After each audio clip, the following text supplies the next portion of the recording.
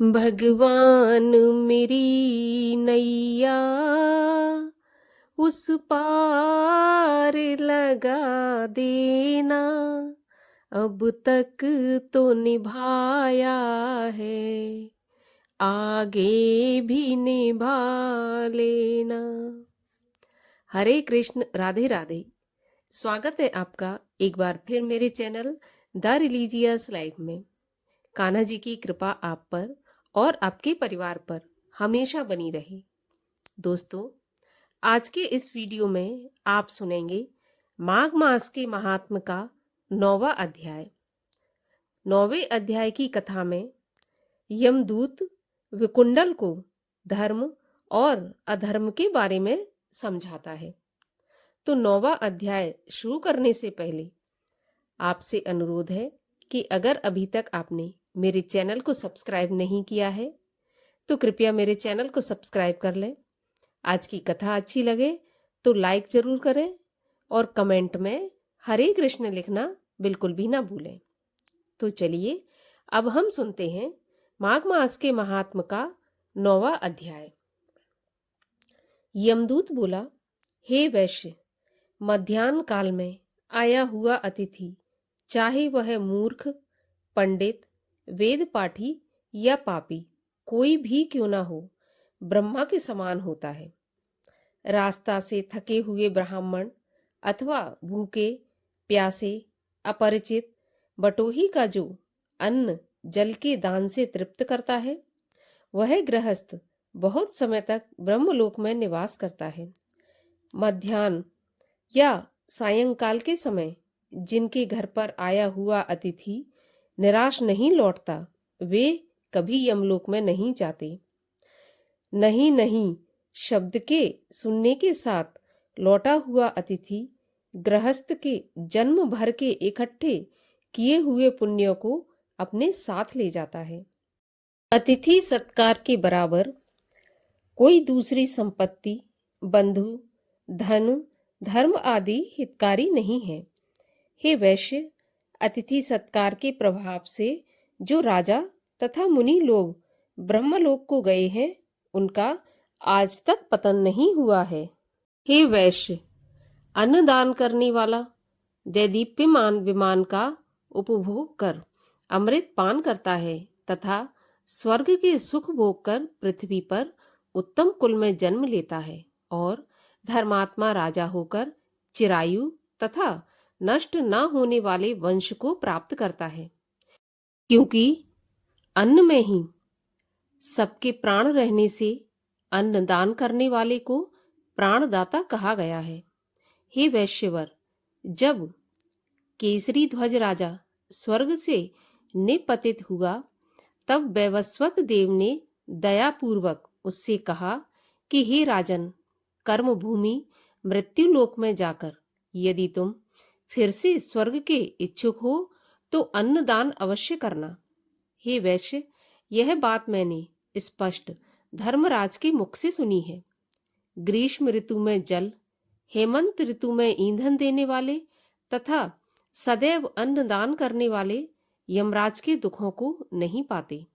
जो मनुष्य 6 महीने के अंदर ज्ञान व अज्ञान से छोटे बड़े और वाणी, मन तथा शरीर से किए हुए पापों का प्रायश्चित नहीं करता, तो वह नरक भोगता है, और जो प्रायश्चित करता है तो वह देवता और गंधर्वों से शोभित लोक को पाता है।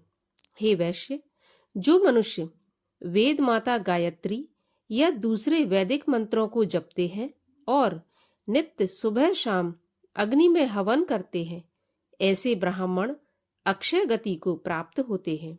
जो नित्य व्रत का आचरण करने वाले, तीर्थों का सेवन करने वाले और जितेंद्रिय हैं, वे यमराज को नहीं देखते।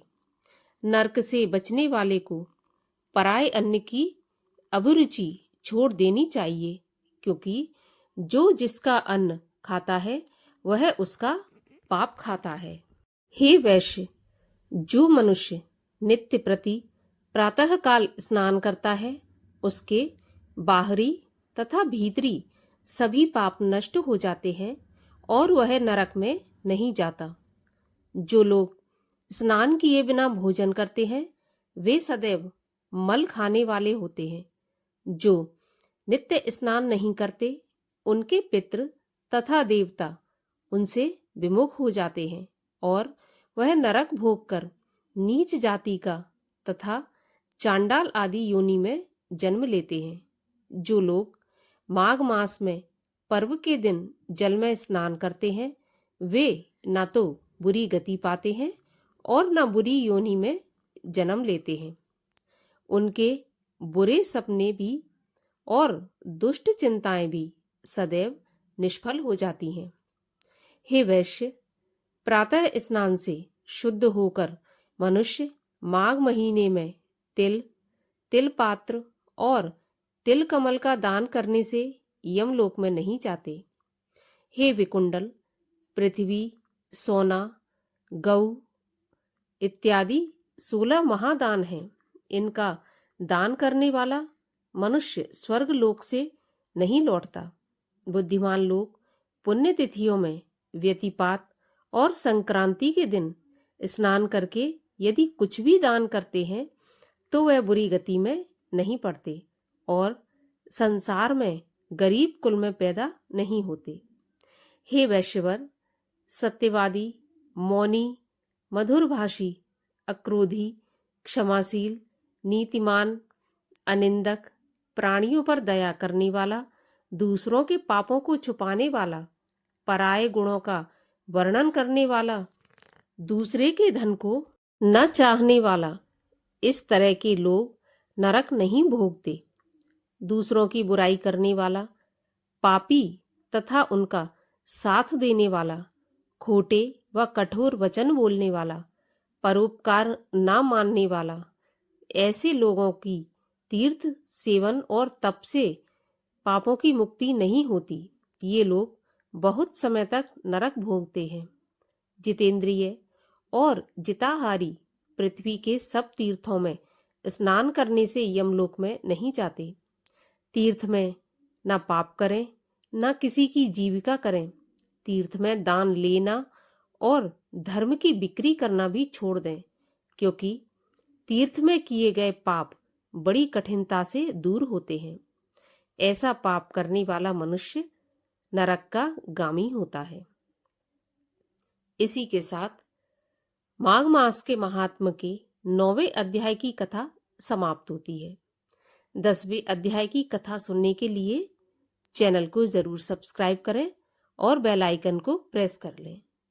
साथ ही साथ आज का वीडियो अच्छा लगा हो तो लाइक अवश्य करें और ज़्यादा से ज़्यादा इसको शेयर करें। और हमारे चैनल पर एकादशी की कथाएं, प्रदोष कथाएं, चतुर्थी कथाएं सुनने के लिए चैनल को सब्सक्राइब तो ज़रूर करें। तो चलिए अब हम मिलते हैं अगले वीडियो में। तब तक के लिए हरे कृष्ण।